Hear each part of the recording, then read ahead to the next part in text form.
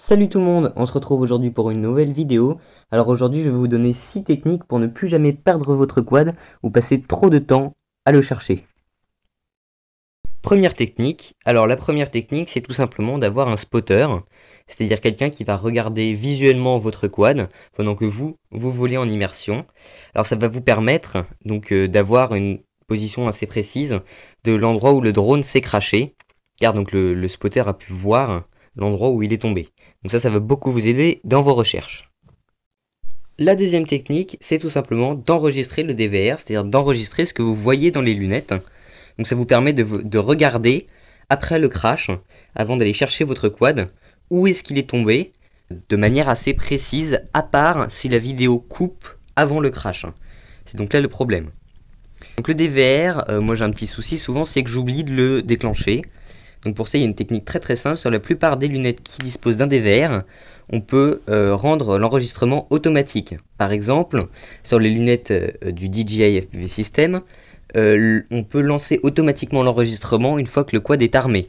Et sur la plupart des autres lunettes, le DVR va se lancer tout seul quand les lunettes vont être alimentées.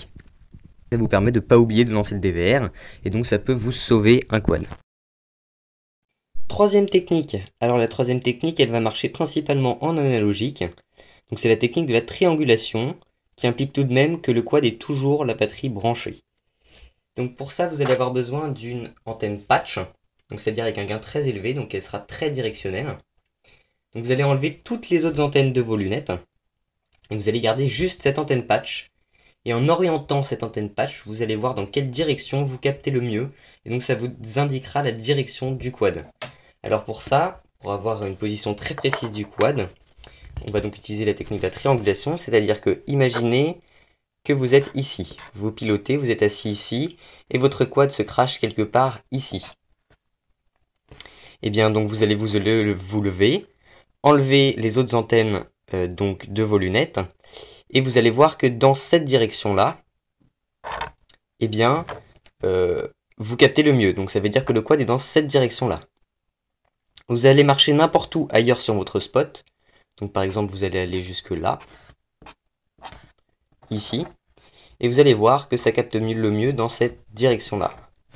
Donc là, si vous croisez les faisceaux, comme ça,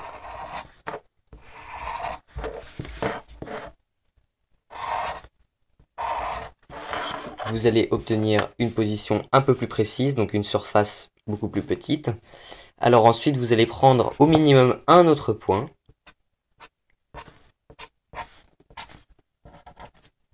pour avoir donc un triangle. Et donc plus vous faites de points, plus la zone sera réduite petit à petit. Et donc plus ce sera précis. Donc grâce à ça, vous pouvez avoir une zone très précise de l'endroit où se trouve votre quad. Quatrième technique. Alors la quatrième technique, c'est tout simple, c'est d'avoir des LED sur son quad, parce que les LED ça brille, et donc ça se voit bien dans l'obscurité. Donc par exemple, si vous crachez votre quad et que vous le cherchez pendant très longtemps, et que le soleil commence à se coucher, et bien à ce moment-là vous êtes content d'avoir des LED, parce que vous pouvez voir où il est, parce qu'il brille tout simplement. Voilà. Cinquième technique. Alors la cinquième technique, c'est tout simplement de faire biper votre quad. Alors il y a plusieurs manières de faire biper son quad. La première, c'est de faire biper les moteurs. Donc vous pouvez paramétrer dans Betaflight ou Muflight, peu importe. Vous pouvez paramétrer vos moteurs pour qu'ils bipent par exemple quand le quad fail safe, ou même l'activer avec un switch de votre radio. Sinon, on peut aussi faire biper un beeper qui va lui biper bien plus fort, il va faire plus de bruit, on va l'entendre de plus loin, ça va être mieux. Donc c'est exactement comme les moteurs, vous pouvez le programmer sur un failsafe ou sur un switch de votre radio, donc ça marche très bien, mais il y a un inconvénient, et cet inconvénient c'est que si la batterie elle se débranche pendant le crash, et ben le beeper il bip pas. C'est pour ça qu'on va utiliser un beeper autonome, comme celui-ci par exemple, c'est le VFly Finder 2. Donc ce beeper autonome fonctionne comme un beeper normal, sauf qu'il a une batterie intégrée.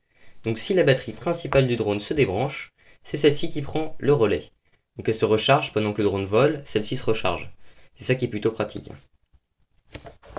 Donc alors, quand la batterie se débranche, il bip, et on peut aussi le faire fonctionner comme un buzzer normal.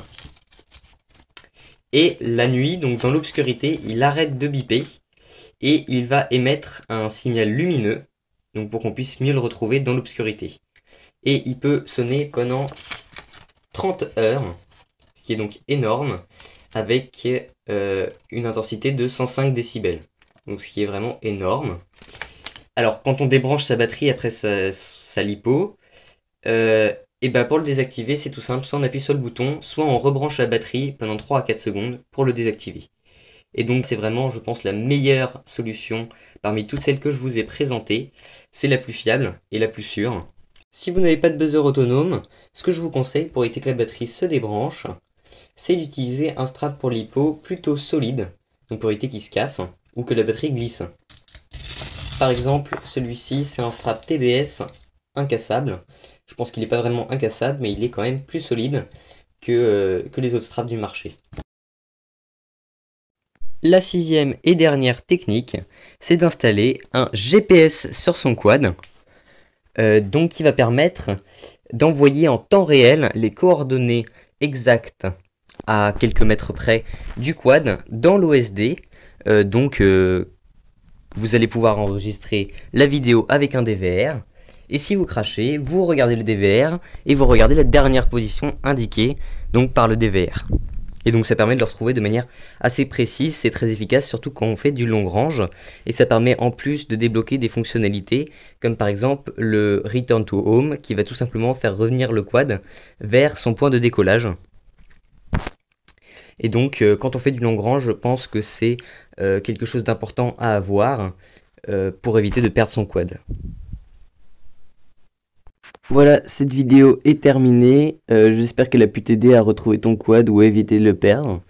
Si t'as aimé, n'hésite pas à laisser un commentaire, un pouce bleu et surtout abonne-toi.